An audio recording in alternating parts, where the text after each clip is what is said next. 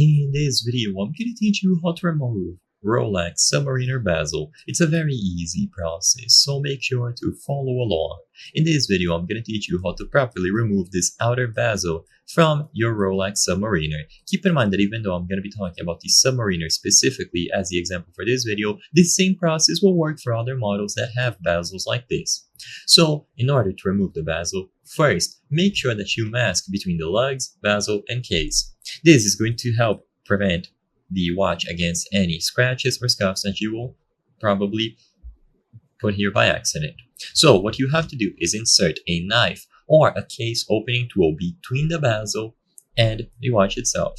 So right here. As you can see, it is going to be over the tape in order to prevent any sort of scuffs. So you insert the knife, the card, whatever it is that you want to use, and then of course you pry it upwards. You need to be gentle, but you need to apply enough force to where it actually pops out. Twist the knife anti-clockwise gently until you hear a little click.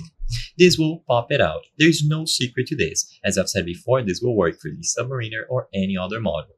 Now, this part will be exposed, and you might see a washer that is used to help the watch rotate easily when it is installed with the bezel.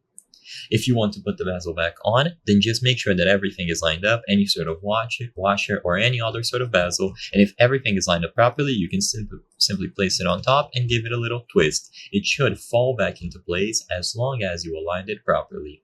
Once again, make sure that you put a cloth over your work surface so you don't damage your watch. And it's as simple as popping it out using an appropriate tool that you can slide underneath the bezel. I hope I was able to help you on how to remove Rolex Submariner Bezel.